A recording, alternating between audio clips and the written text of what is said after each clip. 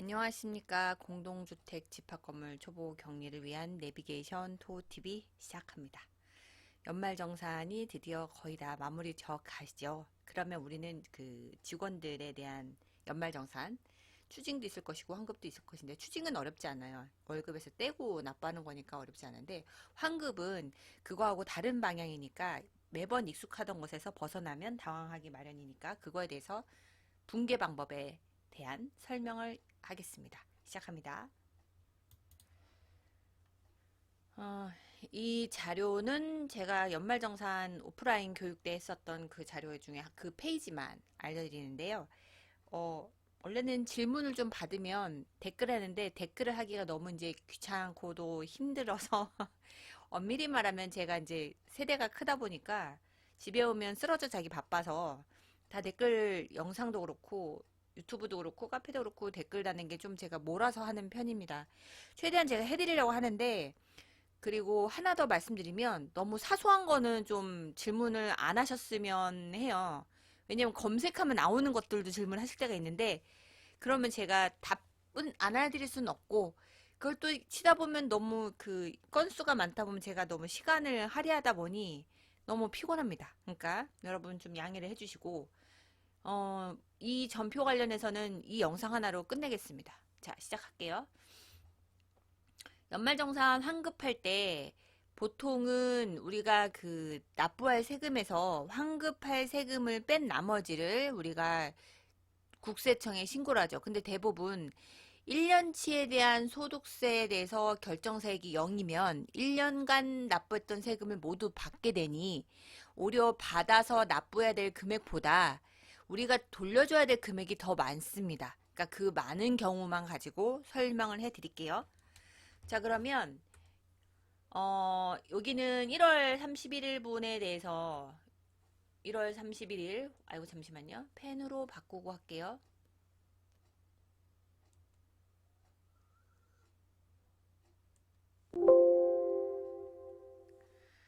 어, 됐어요. 여기는 이 표는 1월 31일 거부터 제가 일단은 쓴 게 뭐냐면, 월급은 별로 중요하지 않아요. 우린 예수금만 갖고 얘기할 겁니다. 1월 31일 날 매월 원천세 징수를 1,100원씩 우리가 징수했어요.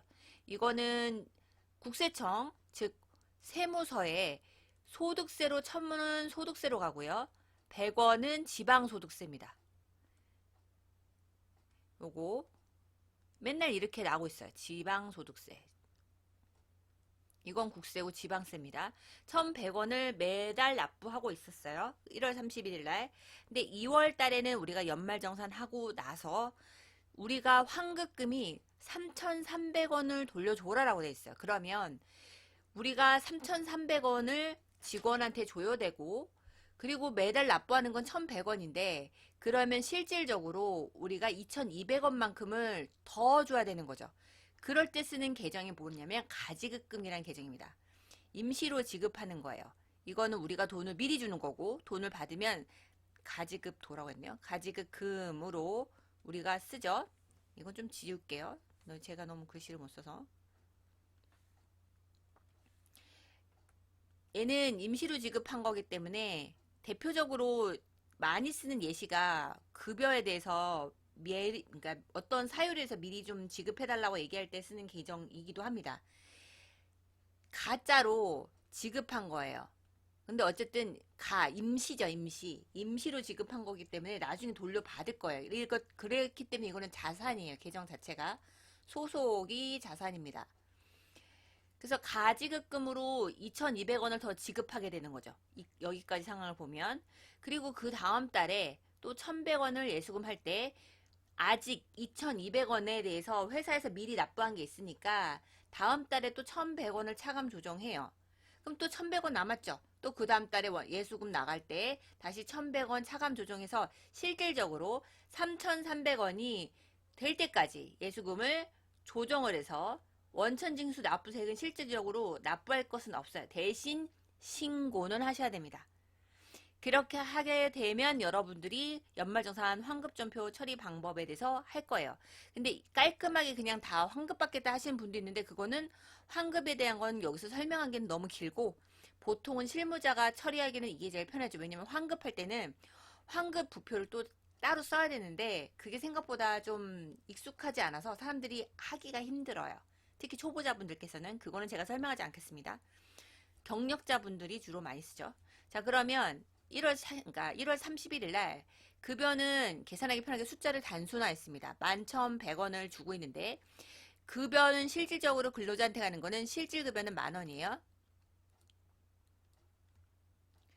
그리고 예수금은 나라에 예수님과 같은 마음으로 정확하게 징수를 하고 그대로 정부에 줘야 됩니다. 세금으로 지워야 되죠. 그래서 예수금이에요. 제가 여러분 외우기 쉽도록 설명한 거예요. 저 이 계정 외우기 너무 힘들었어요. 어쨌든 예수금은 1,100원을 세금 신고를 하고 신고하고 납부합니다. 이게 바로 뭐예요? 우리가 원천 징수한다. 지급을 주는 회사 원천에서 징수해서 납부한다 해서 원천 징수예요. 또 다른 말로는 소득세, 근로소득세와 근로소득 지방세 이거죠. 이게 원천 징수예요. 그래서 이제 이렇게 매달 하다가 이제 2월 달에는 연말정산이란 걸로 해서 근로자의 소득과 지출 내역을 모두 했을 때 세금이 이 사람이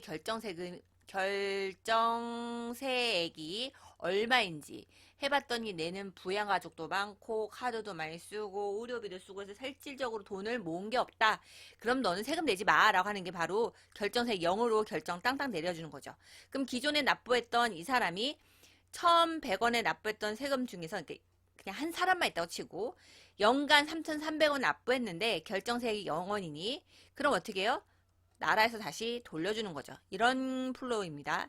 자, 그러면 이제 2월 28일 날도 원래는 똑같아요. 급여 11,100원에서 예금 원래는 10,000원이죠. 10,000원에 예수금 1,100원 해야 되는데 이 사람한테는 얼마를 줘야 돼요? 3,300원을 줘야 되는 게 있어요. 그죠? 엄밀히 따지면 11,100원에서 3,300원을 돌려줘요. 그러면 실질적으로 요거 두 개 합한 거는 14,400원이에요. 근데 이번 달 거 예수금 1,100원을 얘를 뺐으니 실질적으로 이 사람이 돌려받을 금액은 13,300원이죠. 이게 실질 수령이에요.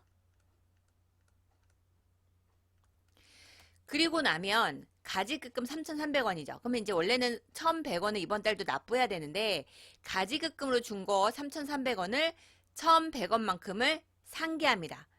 차변의 계정이 대변으로 가면 이게 마이너스가 되는 거 아시죠? 그러니까 수학에서 등호라고 생각하시면 돼요. 등호를 기준으로 플러스가 이항이 되면 마이너스 되는 개념하고 똑같으니까 가지급금 1,100원이 줄어듭니다. 그러면 부속명세서 중 보조보 원장에 가지급금에 2월 28일 날 계정 생긴 게 가지급금 3,300원이 생기고 또 1,100원이 줄어든 걸로 해서 실질적으로 2,200원이 남아있게 되는 거예요. 그죠? 3,300원에서 1,100원 차감하고 그러면 2,200원이 남는 거예요. 그렇게 되면 이 사람은 예수금은 여기 1,100원은 실질적으로 납부는 안 하죠. 신고는 하지만 얘는 신고를 해서 0으로 되는 금액이고 예수금은 어째요? 가지급금하고 상계돼서 예수금은 이렇게 나라에 납부하는 게 아니고 이 근로자한테 돌려주는 개념하고 똑같죠. 예수금은 줄어들고 가지금 1,100원이 줄어듭니다. 그래서 합계는 15,500원으로 요거 전편은 끝납니다. 그리고 나서 3월달에 한 번 더 하는 거예요. 아직 가지급금 계정이 여기 1,100원 일단 얘는 지워서 이해를 해서 식을 좀 쓸게요. 3,300원에 1,100원을 차감했으니 실질적으로 가지급금 계정에 남은 자금은 2,200원입니다. 3월 31일 날 다시 한번 급여 11,100원에 예금 10,000원을 지급하고요. 예수금 1,100원을 징수하죠. 근데 얘는 실질적으로 납부할 세금은 없으며 예수금은 차변으로 가서 사라지고요. 아직 남아있던 2,200원 중 1,100원 가지급금을 상계합니다. 이렇게 되는 거예요. 그리고 나면 여기가 1,100원 또 했으니 남은 잔액은 얼마예요? 1,100원이 남죠. 자, 그리고 나서 4월달에 한 번 더 가는 거죠. 급여 11,100원에 예금 10,000원 주고 예수금은 또 징수를 합니다. 근데 아직 1,100원이 남아있으니 남아있던 1,100원 가지급금이 대변으로 오면서 최종적으로 모두 소멸되고요. 그죠? 그리고 나서 이제 이 납부 금액은 실질적으로 신고만 하고 납부할 금액은 없어요. 예수금은 다시 차변으로 와서 상계됩니다. 이렇게 해서 연말정산 환급 전표 처리는 마무리 집니다. 어렵지 않게끔 최대한 제가 설명을 했는데 여러분들이 만약에 이게 이해가 안 된다면 한번 다시 들으시길 추천합니다. 처음부터 잘하는 사람 없으니까요. 자, 이제 여기까지. 실력을 키우고 화이팅, 좋아요, 구독, 알람 신청 부탁드립니다. 감사합니다.